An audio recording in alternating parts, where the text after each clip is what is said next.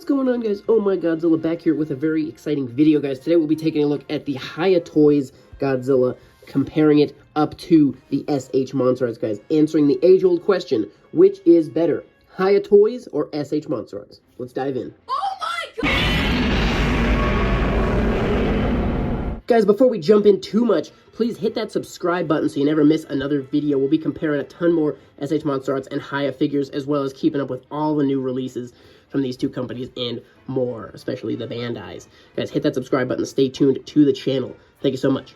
So, guys, starting out with the obvious, obviously, HIYA Toys does their figures in a larger scaling, so that's going to be a factor if you want to consider it. I'm not really going to take that into account. I do like this fact that they're a little bit bigger, but I'm not going to really ding SH MonsterArts just for being in a smaller scale. So, starting off with the bottoms of the figure, guys, starting off with the feet here. Very, very similar in the feet, guys. Not much to say about that.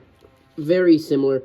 Bottoms kind of both not really detailed, but the feet are going to be definitely similar. Moving up the body, though, we get kind of into the legs, and honestly, I'm going to give HIYA Toys a slight edge here because their gapping is a little less egregious. SH MonsterArts definitely gets into some gapping. HIYA Toys is definitely not innocent of the gapping, but they definitely do a little bit better job of covering it up. Guys, moving kind of, we're going to the side of the leg here, detailing-wise on the legs. Definitely going to give the edge to HIYA over here. I think this looks a lot better, a lot more detailed. I kind of like how they have like more of the kind of layered things, whereas this is just kind of some texture. So, definitely think HIYA Toys has the better detailing kind of on the body overall. Even moving onto these side ridges here, definitely going to look a little bit better. SH MonsterArts is definitely not bad. I'm not trying to rag on them. But just in terms of the detailing, this just looks so much more like something you'd see on like a higher level figure. So definitely detailing-wise on the kind of body overall, I'm going to definitely give the edge to HIYA as well. One area moving into the head and neck, guys, both have kind of interesting heads and necks. Obviously, you can see HIYA Toys' head kind of fits on a little awkward, like these pieces kind of are definitely a little not fitted perfectly. Not that SH MonsterArts is perfect. They obviously have some issues in here as well, but I honestly think it looks a little bit better here on the SH MonsterArts version. Obviously, it's going to be a little bit difficult to completely look at the spines because SH MonsterArts went the route of giving their Godzilla 2021 the kind of charging up spines. Interesting enough, they didn't give him a breath effect, though. They just gave him the charging spines. So, they also did give him an extra hand accessory, so kind of... So props to SH MonsterArts for giving him at least some sort of accessory. He had two hands, whereas HIYA did not give us any accessories. I would have loved to see HIYA Toys give us some sort of atomic breath. But into the spines, guys, it's definitely a little bit hard, like I said, to compare them because they are so different color. Shape-wise, they both look fine. They both look good. I think HIYA definitely has the edge. I think, especially on the really big mainsail spine, it just looks a little bit better. Maybe it's the size probably helps. But I think the sculpt just looks a little cleaner. The lines are a little bit better. So I think HIYA Toys definitely has the better set of spines. Guys, into the tails, both are painted fine. Paint looks good. Everything's done well. The tails are honestly pretty darn similar, but HIYA, again, just maybe it is in part due to their size, but I definitely think just, you know, especially these little, kind of the bigger spines sticking out, they just look better. They look crisper. And they just look, they're in your face a little bit more. So I definitely think they have the edge there. Into the faces, I definitely think HIYA Toys has the better face sculpt. I'm not talking in movie accuracy here. I never really nitpick over movie accuracy details and whatnot. So I definitely think HIYA has the better head sculpt, though. Just looking at these two side by side, obviously we do have these neck issues.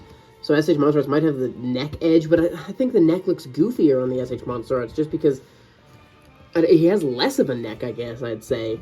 So in terms of just visual, liking it visually, I definitely think HIYA has the edge in terms of the neck and head sculpt, but these pieces do bug me a little bit.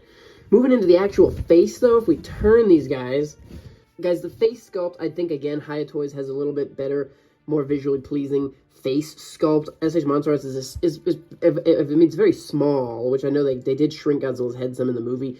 But just in terms of me liking it visually, I definitely think HIYA has the edge here. Neither one of them did an exceptional job on the teeth, I'll say. Both the teeth look kind of just small and, uninspired a little bit. Obviously, we have the toothpaste mouth over here. for SH MonsterArts. So that's also something to take in consideration. I do like the fact that they gave us kind of like a, I guess for lack of a better term, I'll call it a Spitfire version. But I wish SH MonsterArts had given us a standard version of the Godzilla 2021. So that's also something to think about. In terms of, I think both do have some... The tongue is posable here. You can kind of... Well, no, it's not really posable. I forgot about that. It's not really posable on the SH MonsterArts. You can kind of bend it down, but it just pops back up. So HIYA does have a posable tongue, so I definitely have to give them some points for that. Guys, in terms of articulation, backing this up a little bit, I did have to throw the SH MonsterArts on a DVD here, or VHS tape, just to get them to stand at equal heights.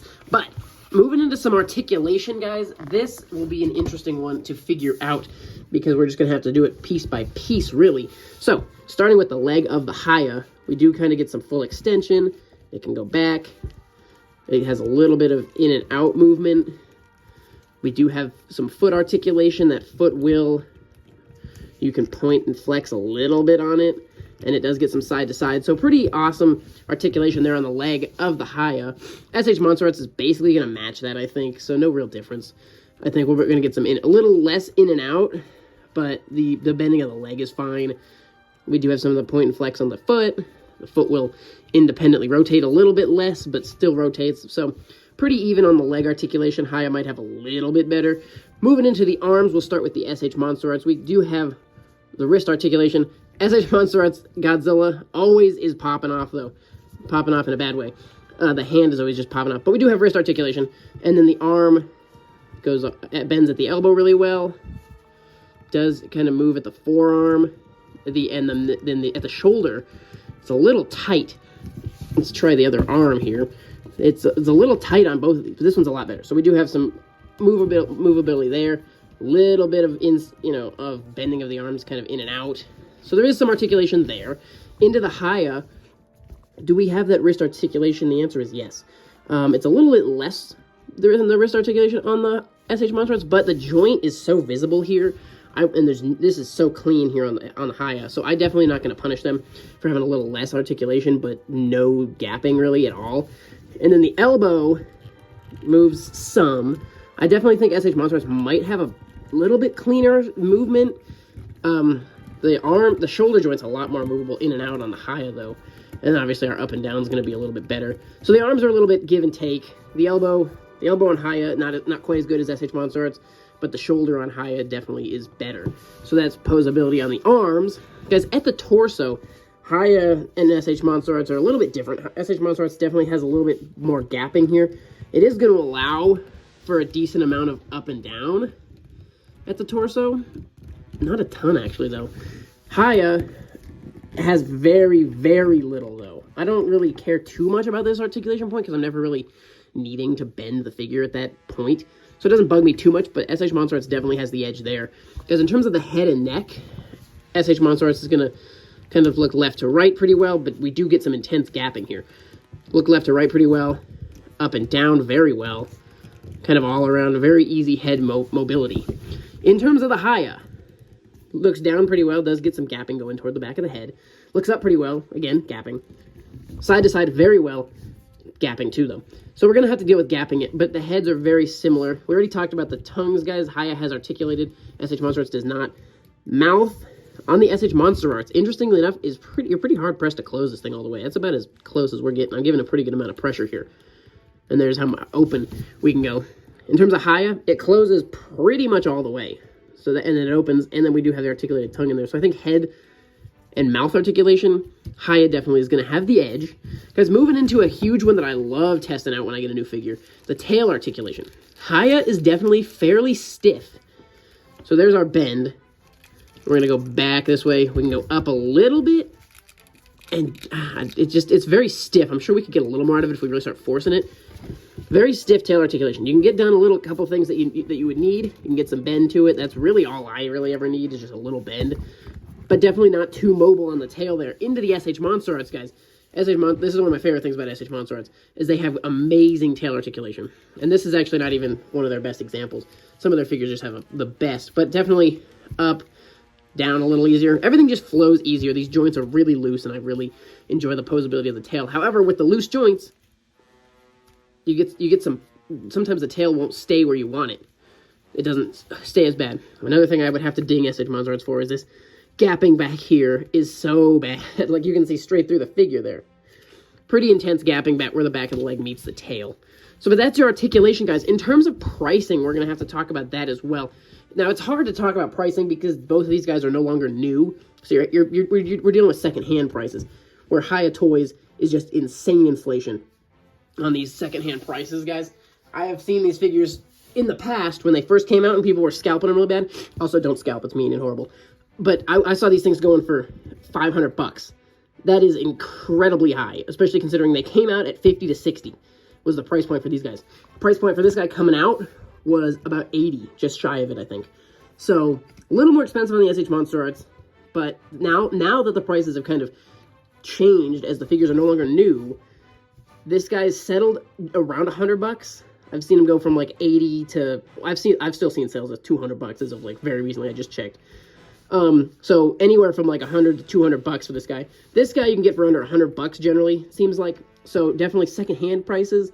The SH MonsterArts is much more affordable.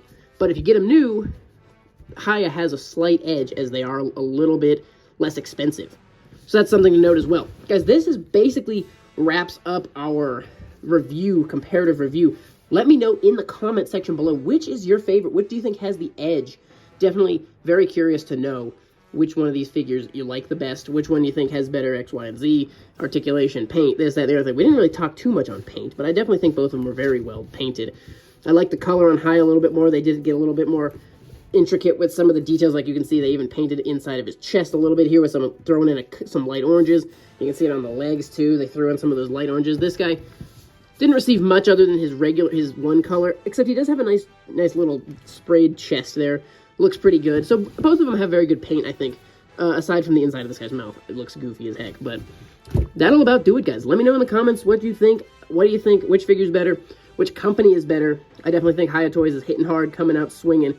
But SH MonsterArts is exciting me with the new couple figures we're getting toward the end of this year, especially the 1954 re-release and whatnot. So definitely curious to know your guys' opinions, guys. Thank you so much for watching. Stay tuned for more, and we'll see you in the next one.